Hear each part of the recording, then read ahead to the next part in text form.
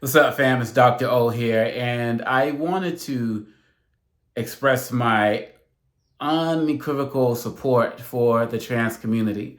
And I want to make sure that all of us out there are speaking up, being vocal, being active in your support for this community. This is a targeted group in this country. And look, I'm a black man in America. When we look at the rise in hate crimes, consistently black people are number one. This isn't a conversation about who's oppressed more and so on and so forth. But for anyone here watching this or listening to this who's been part of an oppressed group, you know the signs. And you know the signs of what it's like to be targeted.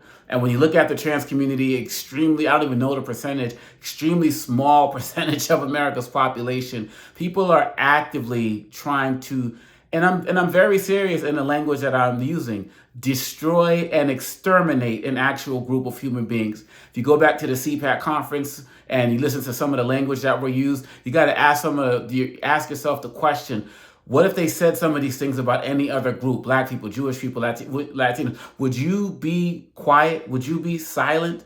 And then you go into the unfortunate and tragic shooting of what happened in Nashville. And yes, the shooter was trans. And people like Donald Trump Jr. are using their platform to actually say things like the majority of mass shooters are trans people. And people like Marjorie Taylor Greene introducing legislation to keep kids safe.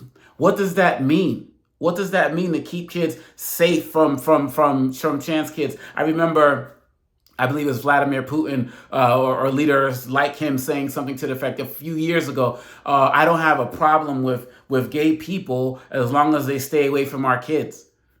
Right? In that moment, equating being gay with being a pedophile. People are looking at people who are part of the trans community as if they're some type of sexual predators and all of this. And then you add the other things that are happening with the LGBT community, like people working to spend more, like in Tennessee, to ban drag shows and to ban assault rifles. And it's an incremental situation. You see in Florida where a teacher got fired or an administrator got fired because, no, the art teacher, I apologize, because they showed the Michelangelo's David and he's naked, and obviously the statue that we've all seen, and people are attributing it to porn, and then the conversations come out about grooming. Look, the trans community is at the forefront of people who are being assaulted as it relates to this anti-LGBTQ backlash that is happening right now. And we need to stand in solidarity with them. I'm somebody, I've met trans students, I have trans students, I know trans people, and this mentality of how the way that people are targeting them,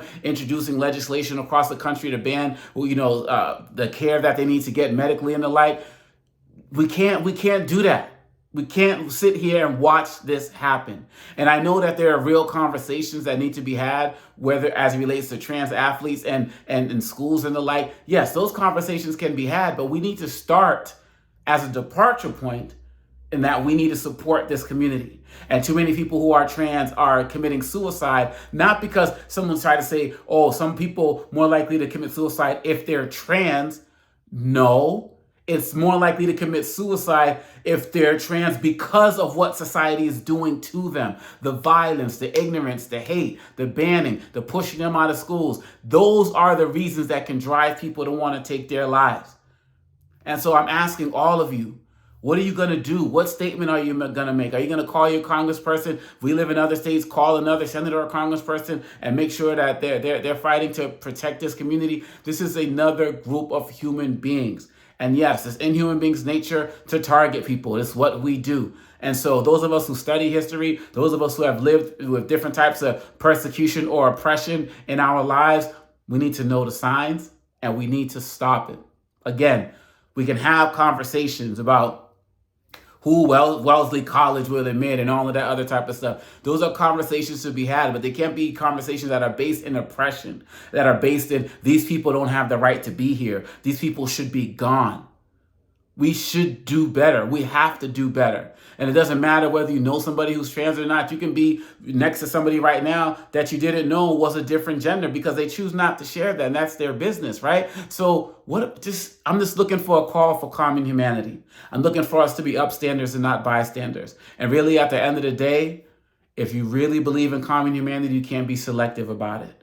You cannot be selective about it. And you may not know a single trans person. You may not have any involvement or connection to the community, but just know that there's another group of human beings that is being persecuted right now, and they could use your voice. Everybody talks about being an ally. I talk about being a partner. And to me, being a partner is deeper than being an ally, because an ally is like a fan, in my opinion, that goes to the game, cheers on their team, and they go home, whatever happens, whether their team wins or loses.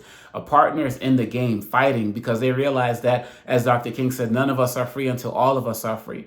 So I'm identifying myself as a partner to the trans community, and I'm putting myself in a position where I'm letting people know that this is a community that I stand up for. And I hope that you will do the same, because if not, your silence is compliance. You are either part of the solution or you are part of the problem. There is no more middle ground, if there ever was. So get out there and be an upstander for peace, be an upstander for the trans community, and be an upstander for finding common ground in these uncommon times, be an upstander for humanity. Peace.